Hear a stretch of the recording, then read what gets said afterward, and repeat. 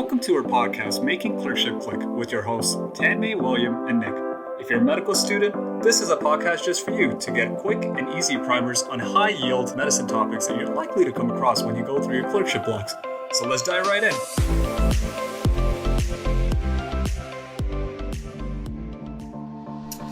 All right, welcome back to another episode of Making Clerkship Click. Woo! I am William. And I'm Tanmay.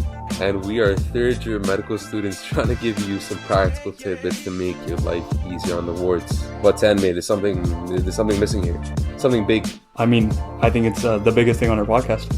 And that would be our third musketeer, Nicholas James. Oh my goodness. He's missing today. And obviously, Nick is busy saving lives at the hospital. He's a busy guy. The surgery department just wouldn't let him go. Too many things to save, people to save, legs to rescue. There we go. All kinds of stuff. But he's given us permission. I understand it. That's right. Nick has given us his blessing to talk to you today about acute kidney injury. Woo! Now, guys, this is going to be your nemesis on internal medicine. You're going to have to be able to recite this in your sleep. Very exciting. Almost too exciting sometimes. So we're both done call, right? So we gotta know how it goes. Internal medicine, those CTU lists, I'd say a solid 80 to 90% of those patients have AKI as one of their active problems. 100%. If that's not their admitting complaint, that's one of the complaints. It's and on 4 o'clock in the morning, man, when the new admission comes in, your phone starts ringing. AKI, I guarantee, will be one of those problems. There we go. So and good thing. I don't know if you're one of those masochists who likes figuring out problems from scratch at 4 o'clock in the morning, but I'm not one of those guys. I'm not either. So good thing we have an approach here. There you go. We're gonna outline something, and I guess we should start with the definition then, right? For acute that's right. Injury. So what is AKI? What are we talking about here? All right, well, acute kidney injury, or also known again as acute renal failure, is basically a fancy way of saying that the kidneys have stopped working in a short period of time. Mm-hmm. There are two ways we can come to a diagnosis here. The most common one is a rise in creatinine. So creatinine is a waste product produced by the muscles. It's filtered out by the kidneys. If the levels of creatinine begin to rise in your bloodstream very, very quickly, so more than 50% above baseline, we think the kidneys aren't doing their job. The second thing we can do, right, besides the creatinine, is look at the patient's urine output, right? So if they aren't putting out as much urine, so less than 0.5 milliliters per kilogram per hour, we also know that clinically, they're not, the kidneys aren't working as well. So again, the rise in creatinine above baseline, and reduction in urine output, one of those two ways we can make the diagnosis. Baseline is the most important thing there, right, Will? I got fired for that so many times. I got laughed at, mocked several times. You look at the creatinine, you're like, oh my gosh, 200, holy shit. You panic. And they're like, and then the resident casually walks in and breaks it to you that this is just their baseline creatinine level. And long behold, then they laugh at you with the other residents together. It becomes a bit of a thing. Yeah, that happened on my first call shift. But it's a good thing to know because lots of people have chronic kidney disease, right? And their baseline creatinine is 200. Yes. So if they come in with a creatinine at 200, that doesn't necessarily mean they're an acute kidney injury. It just means they are where they were before. Exactly. But if they have a 50% rise compared to that, they could be presenting with an acute on chronic renal failure kind of picture. A baseline of 200, and they come in with a creatinine all of a sudden at 300. So it's important to go back through previous lab values, right? Perfect. But Tanmay, so we've come up with a pretty simple definition. But my question here is how are we going to approach this thing? When you think AKI and when you're thinking about the causes of AKI, you break it down into 3 categories: your pre-renal causes, your renal causes, and your post-renal causes. So, I like to think about it anatomically, right? Pre-renal, everything before the kidney. Renal, everything within the kidney. Post-renal, everything after the kidney. Kind of helps me think about the concept that way a little bit. So it might be helpful for you guys too, right? So when we think about pre-renal causes, pre-renal would be anything that's causing decreased renal perfusion due to low effective circulating volume. Now, the causes of that could be many. Usually, you would be thinking more systemic causes, right? Spoiler alert, yeah. Like everything in internal medicine, there's 8 billion different things.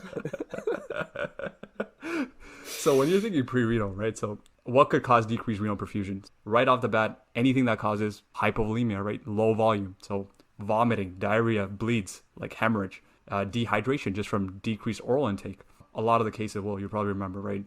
Older patients, delirious, or maybe some element of dementia, maybe not being looked after properly, coming in with just decreased PO intake, there's just low volume status, right? So at that point, decreased renal perfusion is basically due to decreased like volume in the body.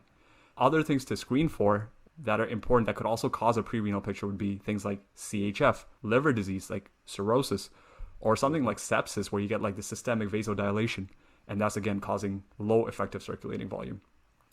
Now, an important thing to check for here would be volume status. Normally in history, you could kind of screen for some of these things. If you ask the patient, okay, have you eaten, have you been vomiting, is there diarrhea? You can kind of screen for some of those things. Obviously on physical too, you can check if they're hypervolemic, which would be more consistent with like a CHF or maybe a liver disease kind of picture if there's like ascites and whatnot. But then your physical and history combined would help you decide whether it's like a hypovolemic kind of pre-renal or hypervolemic kind of pre-renal picture. And that would become more important when we talk about management later on. That's pre-renal. Yeah. Let's carry it away with the post-renal. So pre-renal, we did, again, the volume status is going to be most important, whether they're dry or wet. Post-renal, very, very simple. You're looking for any kind of obstruction distal to the kidney. So from the kidney to the ureters, to the bladder, to the urethra. The most common cause here is cancer, right? Whether prostatic cancer in men or metastatic tumors from elsewhere. But it could also be bilateral ureteric strictures, bilateral kidney stones, or even a kidney stone in one kidney if the patient only has one functional kidney. Could also be benign prostatic hyperplasia.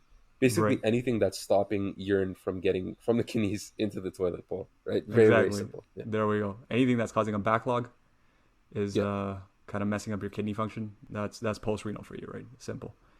And I guess the last category would be renal. So these are intrinsic causes within the kidney that are causing your AKI. Now, again, you can think about this kind of anatomically too, right? When you think about kidney, when you think about that microanatomy within the kidney, you got your tubules, you got interstitium, you got your glomeruli, and then you got your blood vessels within the kidney. So now if you were to look at processes that are affecting each of these structures, that's basically the different causes of renal AKI, right? So if you have damage to the tubules, you got acute tubular necrosis, and that's ATN. Normally, that could be subdivided into two causes, ischemic ATN or nephrotoxic ATN, and that's basically whether is it a extension of that pre-renal picture? Is it because there's not enough blood flow to the kidneys? Or is there like a toxin in the body that's affecting the kidneys, right? If you have damage to the interstitium, well, that's just simply acute interstitial nephritis, right? The names kind of suggest what part of the kidney is being affected. If there's damage to the glomeruli, well, what do you think that is? Well, let's continue on with the theme. It's glomerulonephritis. Again, that's damage to the glomeruli, right? You can have a whole bunch of infectious, post-infectious causes, autoimmune causes. And then finally, again, as you're saying, thinking about it anatomically, you could also have damage to the blood vessels. Common culprit here, things like renal atheromembolic disease. So a piece of a cholesterol plaque from another artery somewhere else in the body dislodges itself, shoots into the kidney, and messes up your perfusion. You get damage to the blood vessels. Right. Could also be diseases like HUS, hemolytic uremic syndrome, TTP, things of that nature. So we've done pre-renal, right? We're doing our volume status check and judging accordingly. Right. We've looked at post-renal, right? So obstruction there. And then we're thinking about causes within the kidney. Exactly. So now that we've kind of like boiled down our differential, right? Yes. What are you going to do at 4 o'clock in the morning, 10 May? You're on call, patient has an AKI. How do I fix their kidneys? So first, after panicking for about 5 seconds, I'm going to remember that we did this talk. Just 5 seconds? Hopefully this talk would have narrowed it down to 5 seconds, right? Before, this would have continued for minutes. I'm usually a 5-minute guy myself, but 5 seconds, I guess we're being polite. All right, so what's our approach here? A common thing people always say is go for the low-hanging fruit, right? So with your 3 categories of AKI causes, right? Pre-renal, renal, post-renal. The easy stuff to rule out really first is this pre-renal and post-renal right away, right? You go on your history, you ask for questions that would suggest volume loss, right? Vomiting, diarrhea, hemorrhage, dehydration due to decreased PO intake, significant diuretic use, stuff like that. Anything that would suggest like significant volume loss. Now you're automatically sort of thinking, hey, this could be possibly pre-renal. You could also screen for things like CHF. Do they have history of liver disease? Are they presenting as a septic picture, right? And now, again, your mind's kind of working. You're thinking, okay, this could also just be pre-renal. Your physical would support that, right? Are they dry or are they clearly volume overloaded, right? And then that would all sort of come together, and then you get a pre-renal picture.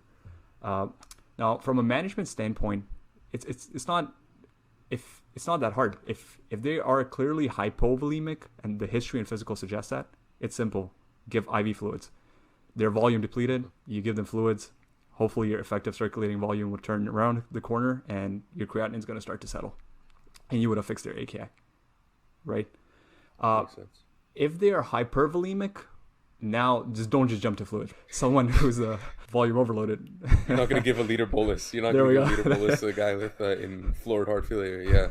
That would have done everything except fixing the AKI, maybe, you know. So at that point, consider role for diuretics. There's a little more intricacies at that point, so don't just That's jump for to another IV day. fluids. That's for another day. Post-renal, another simple one to rule out, right? If it's not clearly pre-renal and you're thinking maybe, hey, could this be post-renal? Just get a renal ultrasound, rule out hydronephrosis. We're talking about potential obstructions just past the kidneys, all the way down to, like you said, right, the toilet bowl. Absolutely. Get a Anywhere down that path. Exactly. So get a renal ultrasound, rule out hydronephrosis. If it's there, it's there. If it's not there, it's ruled out. Yeah. So 2 easy things to do: assess volume and correct the volume status, and order a post-renal ultrasound. These things will take you 2 seconds. They're very, very easy to accomplish. They can have big benefit in a lot of cases. Perfect. But let's say, Tanmay, that we've done those things. We've optimized volume status. We've gotten an ultrasound, and the ultrasound is clean, right? Yes. What we're gonna have to do now, right, is try and find a renal cause. That's And if we're right. screening for renal causes, the good thing here is that we can actually rely on some simple tests too. So what we can get, even at 4 o'clock in the morning, is a urinalysis and a urine microscopy. So what we're looking for things here are we're looking for protein. We're looking for things like casts, which are like little consolidations of cells and protein that are made by, basically the passage of these pieces of debris through the kidney tubules, right? Exactly. We're looking for red blood cells. We're looking for white blood cells in the urine. And depending on the pattern of what we see, so whether it's protein, whether it's casts, whether it's red blood cells, white blood cells, Right. we're automatically thinking about different renal causes, right? Everyone has Exactly. its own particular pattern.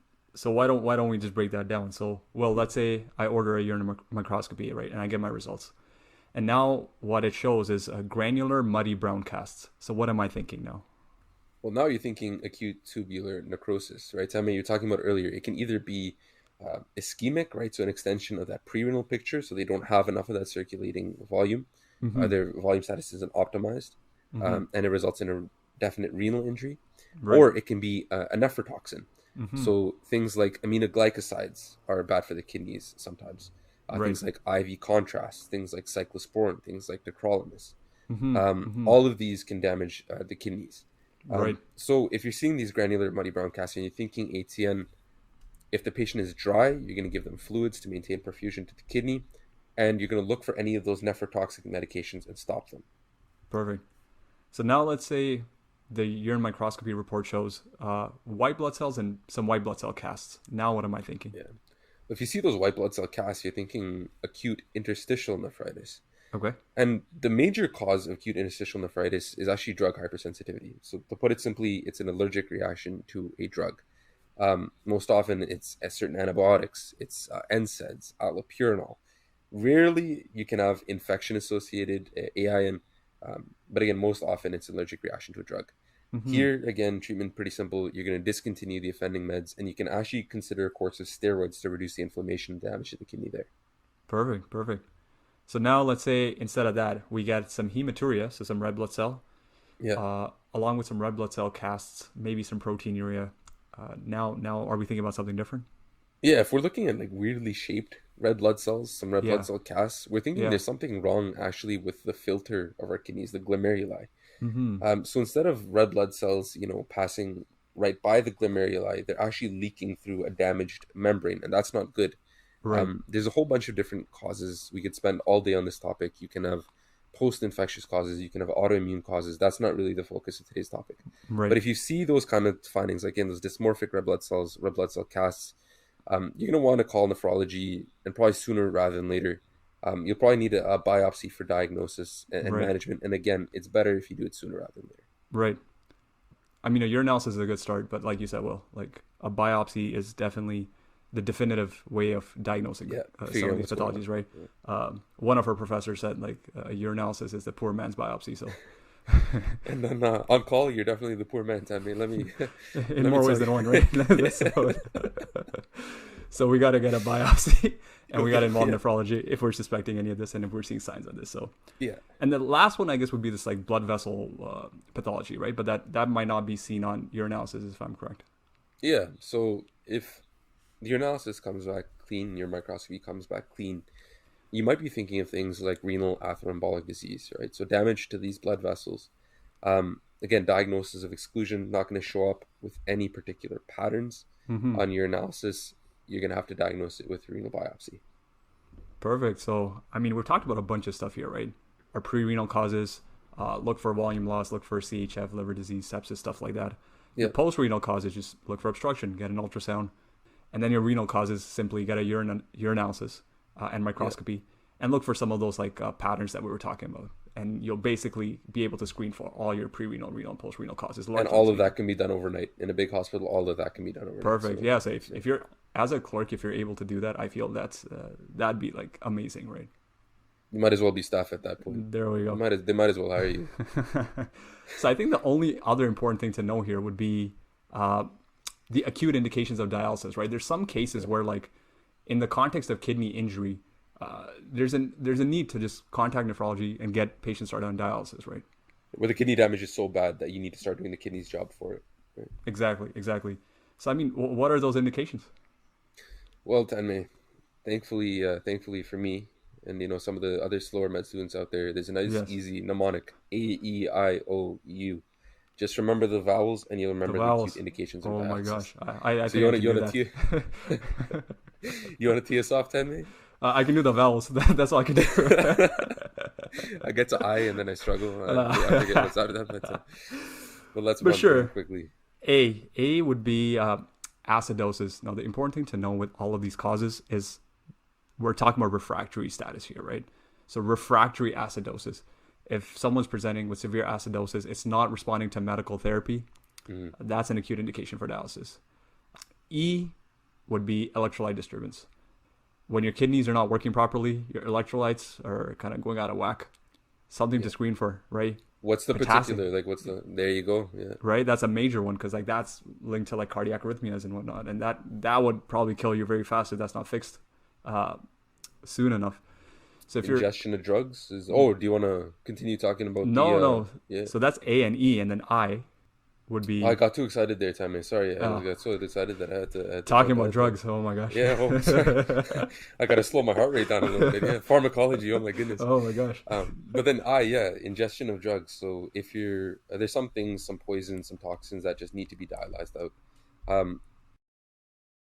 An interesting one is, the toxic alcohol. So a patient comes in, they've ingested actually a whole bunch of windshield wiper fluid. I didn't think this was a thing before I entered medical school, but it is, right? So people can drink windshield wiper fluid. Yeah. And the byproducts of You did not do that TikTok challenge? Is what you're talking about? Not yet. After I got the lecture, I decided to back off. But the toxic byproducts are really horrible, right? They can lead to like permanent damage to your eyes, to your kidneys. They can be lethal. So if you see that and you can dialyze the poison out, it's probably a good idea to do so. Good thing we have dialysis for all those TikTok challengers. I'll keep the dialysis machine close by. I'll install my perm cath right now. So O stands for overload of fluids.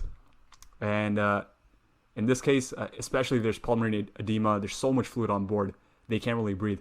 At that point, and they're not responding to medical therapy, again, refractory, right? Starting them on Lasix is not going to cut it. No. So at that point, you need dialysis. Get dialysis started, get nephrology involved. And then our final one is the U. U is for uremia. So if the kidneys aren't working, whole bunch of byproducts, nitrogen waste, can build up in the body. It can cause a whole bunch of issues. You can get really bad GI side effects. You can get uremic encephalopathy. You can get uremic pericarditis. Right. And again, these are very, very critical, and they can kill. So if you see these, you got to make a clinical diagnosis. You got to act fast, get them on dialysis. Perfect. So, we really covered a lot of important content here, right, Will? I think this is so high yield on internal medicine for sure. On Emerge too, honestly, if you see this, which you definitely will. Having an approach and kind of getting them started on some of these investigations, thinking about what's needed, how to approach this problem, I think it'd be super helpful. Pre-renal, post-renal, renal. Keep it easy, keep it simple. You guys will never be disappointed. Perfect. So thank you guys for listening to our podcast. And yeah, stay tuned for our next one. Catch you next time.